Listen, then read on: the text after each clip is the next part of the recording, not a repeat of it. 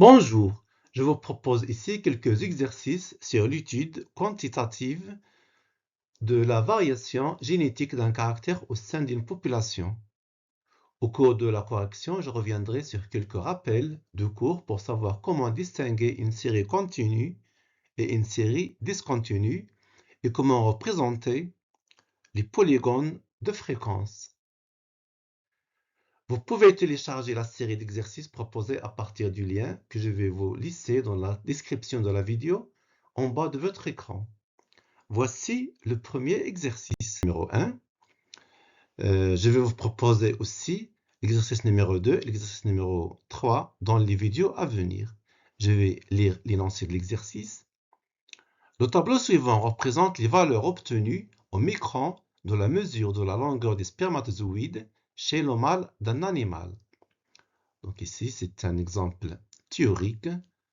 Alors voici ici un tableau sur lequel sont mentionnés les effectifs, c'est-à-dire le nombre de spermatozoïdes pour chaque intervalle de longueur au micron, ou bien les classes XI. Par exemple ici. Alors, pour les longueurs comprises entre 5 et 5,4 microns sur cet intervalle, il n'y a que 2 spermatozoïdes, alors qu'on a 41 spermatozoïdes qui ont une longueur comprise entre 5,4 et 5,8. Ici, sur cet intervalle, comme sur le premier, la première valeur est comprise, alors que la deuxième valeur n'est pas comprise. Donc, fermé pour la première valeur et ouvert pour la deuxième valeur. Il y a 154 spermatozoïdes, c'est-à-dire l'effectif, qui ont une longueur comprise entre 5,8 microns et 6,2 microns. 100 spermatozoïdes avec une longueur comprise entre 6,2 et 6,6 toujours au micron. 148 spermatozoïdes ayant une longueur comprise entre 6,6 et 7 microns. 58 spermatozoïdes ayant une longueur comprise entre 7 et 7,4. Et enfin 15 spermatozoïdes seulement pour une longueur comprise entre 7,4 et 7,8 microns. Les questions. Première question. S'agit-il d'une variation continue ou discontinue? Justifiez la réponse. Deuxième question. Représentez graphiquement le polygone de fréquence convenable. Et enfin, pour la troisième question, quelle déduction peut-on déduire d'après ce graphe? Cet exercice se rapporte à une partie de la biologie appelée biométrie. En effet, outre la génétique mendélienne, qui étudie la transmission des caractères qualitatifs, comme la couleur, la forme, etc., il y a une autre branche de génétique qui étudie la distribution des caractères dits quantitatifs, comme la taille, le poids, etc. Donc ces caractères ne sont pas soumis aux lois de Mendel, plutôt ils sont étudiés par cette branche appelée donc la biométrie. La biométrie, c'est l'étude statistique de la distribution d'un caractère quantitatif mesurable. Cette étude se fait dans un groupe, un échantillon d'individus ou une population pour voir les valeurs multiples susceptibles d'être traitées par une étude statistique. D'abord, les mesures obtenues du caractère étudié peuvent correspondre à des valeurs continues dans un intervalle donné. Par exemple, si on cherche à étudier la masse des œufs pondus par un groupe de volailles, on va trouver plusieurs valeurs variables entre deux limites. Par exemple, une limite minimale et une limite maximale. Si je prends par exemple 70 grammes comme limite minimale, puis j'aurai des valeurs de 70,1, 70,2, 70,3, 70,4, etc. jusqu'à par exemple une limite maximale de 75 grammes. Alors, j'aurai dans ce cas une série continue ou bien une variation continue. Si au contraire, les mesures obtenues du caractère étudié correspondent à des valeurs discontinues, c'est-à-dire des antinaturels, par exemple le nombre d'œufs pondus par chaque volaille dans une durée déterminée, ça devait être donc une variation discontinue ou bien une série discontinue. Donc, pour l'exemple que j'ai pris, c'est le nombre de pendus. L'étude statistique de ces résultats nécessite d'établir des graphes. C'est la représentation graphique. Mais il faut d'abord classer les résultats dans un tableau dit tableau de distribution des fréquences. C'est le tableau qui accompagne l'exercice. Voici un exemple. Dans la première ligne ici, je mentionne les classes que je vais symboliser par XI. Les classes XI, ce sont les différentes valeurs obtenues d'après les mesures effectuées. Et dans la deuxième ligne, j'ai mis les effectifs symbolisés par FI, c'est-à-dire la fréquence XI pour chaque case. Alors, si notre série étudiée est discontinue, comme pour le cas du nombre de pendus par une volaille, on met dans la ligne XI ici, donc la première ligne, des nombres entiers naturels. Regardez. Par exemple, la première classe, c'est 0, puis 1, puis 2, puis 3, puis 4, c'est-à-dire aucun œuf pendu, un seul œuf pendu, 2 œufs pendus, 3 œufs pendus, ou bien 4 œufs pendus. Alors que les effectifs, donc, je vais mettre ici le nombre de volailles qui correspondent à chaque nombre de pendus, c'est-à-dire à chaque valeur de xi. Par exemple, ici, je vais mettre 0, c'est-à-dire aucune volaille ne correspond à cette valeur xi, c'est-à-dire que toutes les volailles ont pondu au moins un œuf. J'ai ici 6 volailles qui ont pondu chacune un seul œuf, 11 volailles qui ont pondu chacune 2 œufs, 17 volailles qui ont pondu chacune 3 œufs, et enfin 14 volailles qui ont pondu chacune 4 œufs. Si au contraire la distribution des valeurs xi est continue, on ne peut plus mettre ici des entiers naturels. Dans ce cas, on va mettre des intervalles. Donc toujours, c'est le même tableau de distribution des fréquences. J'ai ici des classes xi en grammes, donc je vous rappelle qu'il s'agit de la masse des œufs pondus. Ici, c'est toujours l'effectif, c'est-à-dire le nombre de poules ou bien de volailles qui ont pondu donc ces œufs selon la masse de chaque œuf. Par exemple ici, j'ai le premier intervalle compris entre 70 et 71, donc la première valeur 70 est comprise, et la seconde valeur, elle est donc exclue. La différence entre la limite minimale et la limite maximale pour chaque intervalle, c'est 1 gramme. Deuxième intervalle, ça va être compris entre 71 et 72. 71 valeurs comprises, 72 valeurs exclues. Puis 72, 73, puis 73, 74, et enfin 74, 75. Donc 75 ici, les deux valeurs sont comprises. C'est normal parce que 75 c'est la dernière valeur, c'est la valeur maximale, alors que 70 c'est la valeur minimale. Puis je complète ici les effectifs, c'est-à-dire le nombre de volailles correspondent à ces valeurs d'intervalle. Alors dans ce cas, lorsqu'il s'agit d'une distribution continue, il faut ajouter une deuxième ligne où je vais mentionner le centre des classes xi, c'est-à-dire le centre des intervalles. Donc entre 70 et 71, c'est 70,5. Le milieu de cet intervalle, c'est 71,5. Le centre de l'intervalle, c'est 72,5. Puis 73,5. Puis 74,5. Passons maintenant aux effectifs. Alors pour le premier intervalle, j'ai 7 volailles. Pour le deuxième intervalle, j'ai 17. Pour le troisième intervalle, j'ai 24. Et pour l'avant-dernier intervalle, j'ai 20. Et enfin, ici, c'est 5 volailles qui ont pondu donc les œufs dans la masse, est comprise entre 74 et 75. Avant de finir donc ce rappel, je vais signaler le type de représentation graphique qu'on réalise pour chaque cas. Donc je reviens pour la série continue. Je vais utiliser un histogramme de fréquence. sur lequel je vais tracer un polygone de fréquence ou une courbe de fréquence. Pour l'histogramme de fréquence. Pour l'histogramme de fréquence, on porte sur l'axe des ordonnées ici les effectifs FI. Je vais le graduer et je vais prendre des valeurs qui correspondent à l'exemple que j'ai.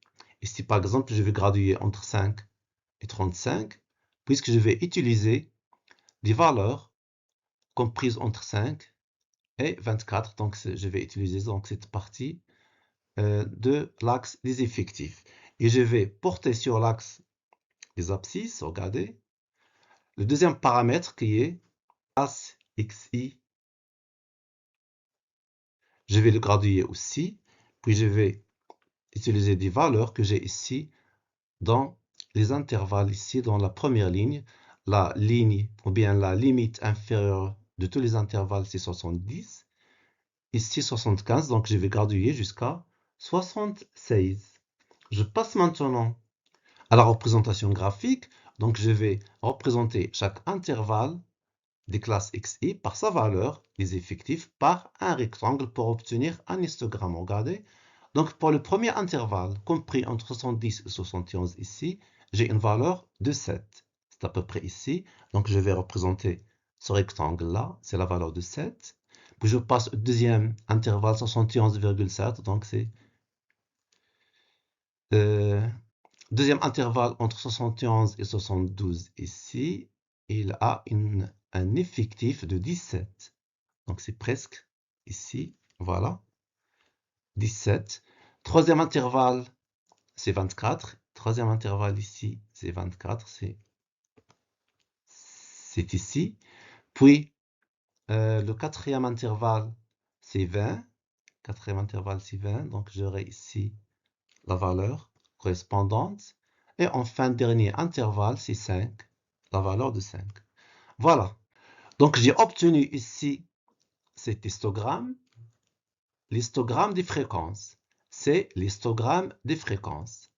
1, 2, 3, 4, 5 rectangles. 1, 2, 3, 4, 5 intervalles. Donc, tous les intervalles sont représentés.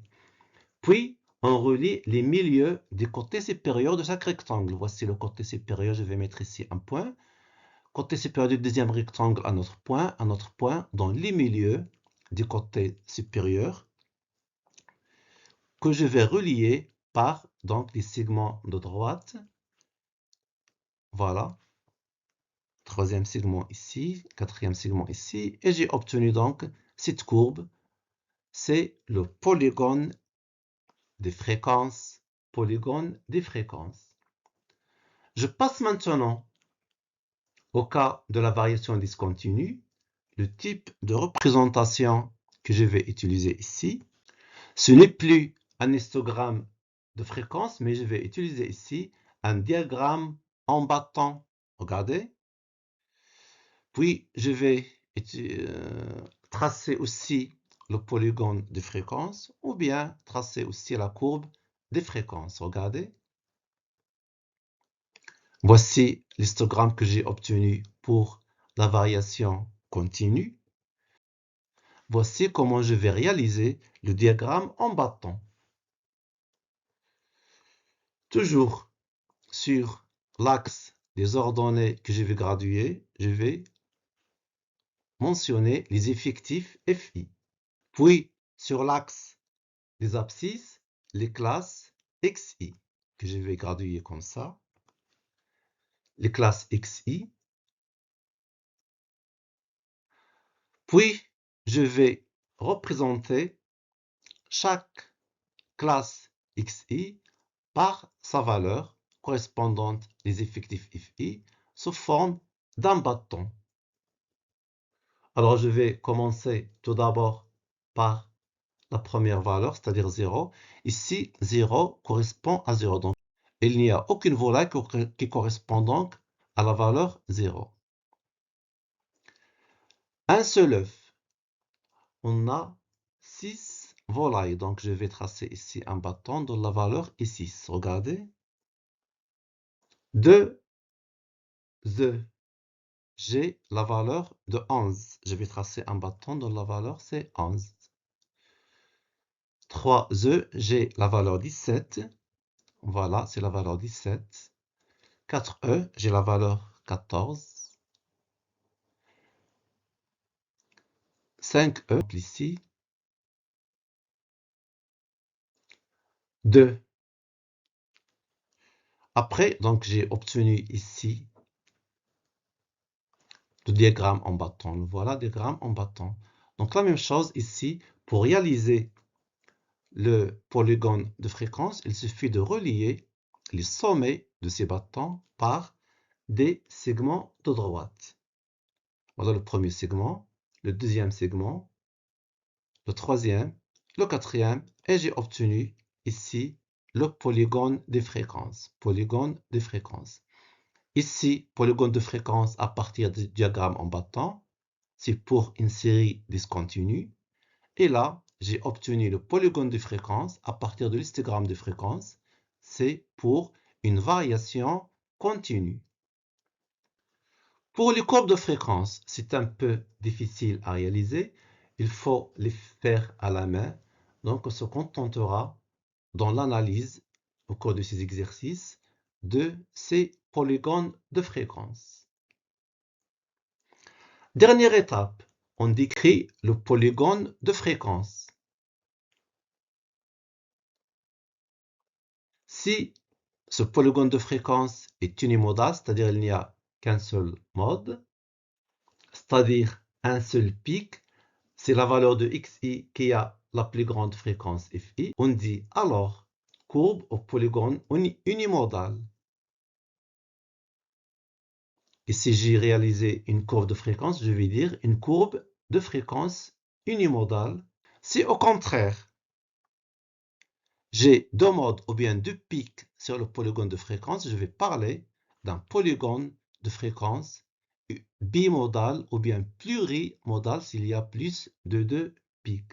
Donc la différence entre ces deux formes de polygone de fréquence va nous permettre de déduire le type de groupe étudié du point de vue génétique. Est-ce qu'il y a une homogénéité génétique ou bien une hétérogénéité génétique?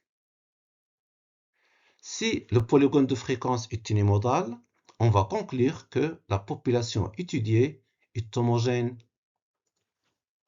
Si le polygone de fréquence étudié est plurimodal, on va déduire que la population étudiée est une population hétérogène. Cette homogénéité de la population lorsque le polygone de fréquence est unimodal, elle sera plus nette et plus prouvée lorsque ce polygone de fréquence est plus symétrique, plus étroit, comme la forme d'une cloche. On parle alors d'une distribution normale ou de la courbe de Gauss. Pour s'assurer encore plus de l'homogénéité d'une population, on aura recours à quelques paramètres de dispersion pour l'évaluation de la variation génétique au sein de ces populations. Ces paramètres permettront de mieux comprendre la structure génétique et l'organisation des populations.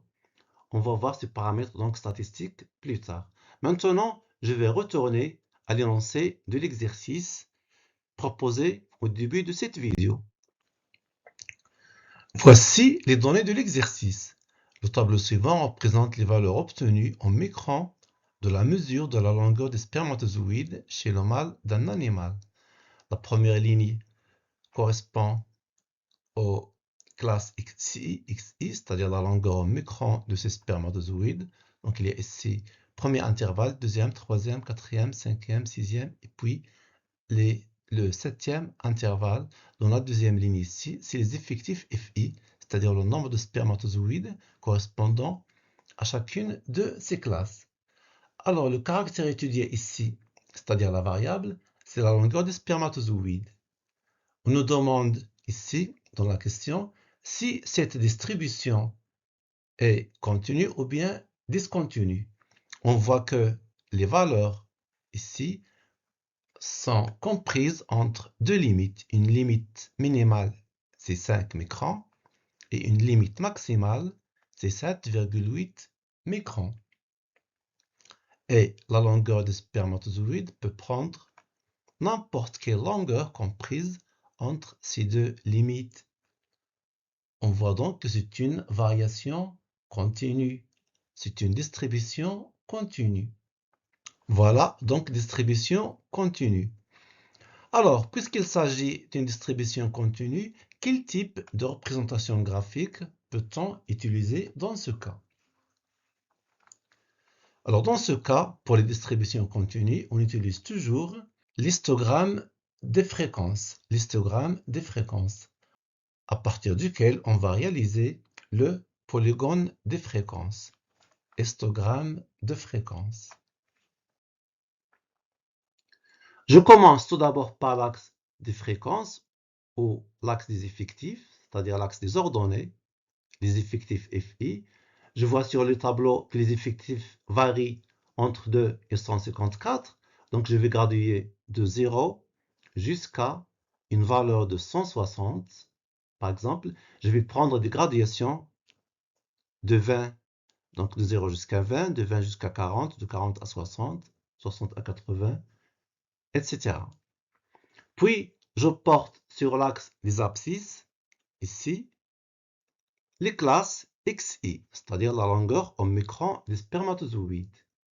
Il varie de 5 microns jusqu'à 7,8. Donc, je vais graduer de cette façon. Je vais commencer par 5 jusqu'à 7,8. Alors, chaque intervalle va correspondre à 0,4 microns. Voici les valeurs que j'avais donc sur le tableau de distribution des fréquences.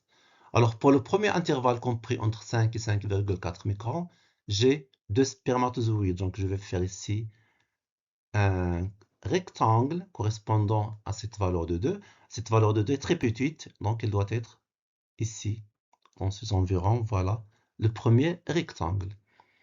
Deuxième valeur correspond à une valeur de 41.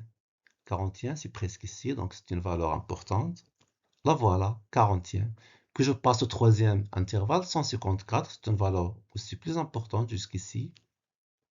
Voilà. Je passe aux autres valeurs ici. Voilà, donc le quatrième intervalle, 6,2 jusqu'à 6,6, ici, il correspond à 100. Alors j'ai ici la valeur de 100.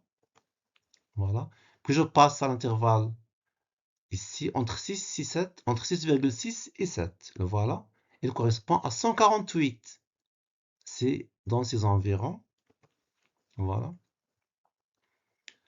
Puis, l'avant-dernier intervalle 7,4 ici, c'est 58. Ça doit être dans ces environs. Et enfin, entre 7,4 et 7,8, c'est ici. J'ai une valeur de 15. La voilà. La valeur de 15. Puis, comme tout à l'heure, donc je vais mettre des points au milieu du côté supérieur de chaque rectangle. Ici, je vais mettre des points. Et voilà. Ici, donc, c'est l'histogramme des fréquences. Voici le premier point. Je vais mettre ici le deuxième point, puis le troisième là. Puis ici, je vais mettre le point suivant, puis ici. Voilà. Jusqu'au dernier rectangle, ici. Après, je vais relier ces points par des segments de droite. Voici le premier segment. Je vais tracer le deuxième, le voilà, presque. L'autre, presque aussi. Je passe à l'autre, voilà. Et enfin, le dernier, je vais relier ces deux points rouges. Voilà.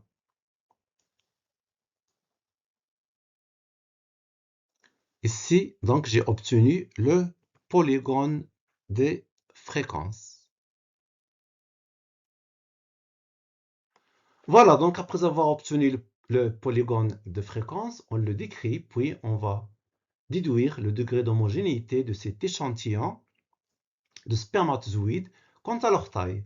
On voit ici que le polygone de fréquence est bimodal. Il y a deux modes. Voici le premier mode. Voici le deuxième mode, c'est-à-dire deux pics. Bimodal. Un premier mode ici qui correspond donc au milieu de cet intervalle, c'est-à-dire 6 microns. Elle a donc un effectif très important correspondant à 154. Et le deuxième mode ici, dont la longueur du spermatozoïde correspond au milieu de cet intervalle, c'est-à-dire entre 6,6 et 7, ça va être donc 6,8 microns, qui correspond, lui, à un effectif, à un nombre de spermatozoïdes de 148 spermatozoïdes. Voilà, donc la description du polygone de fréquence. Il est bimodal. Premier mode, XI est égal à 6 microns. Deuxième mode, XI est égal à 6,8 microns. Déduction, puisque j'ai deux modes, donc ça me permet de dire ou bien de déduire que le groupe de spermatozoïdes étudié est un groupe hétérogène du point de vue génétique concernant un caractère, c'est la longueur de ces spermatozoïdes. Le groupe des spermatozoïdes étudiés est hétérogène quant à leur taille. Elle est formée de deux sous-groupes différents. La diversité génétique ici et la variation sont très importantes. Voilà, j'ai fini donc la séquence d'aujourd'hui. Rendez-vous donc pour une vidéo prochaine pour travailler deux autres exercices que je vais vous proposer. L'exercice numéro 2, puis l'exercice numéro 3.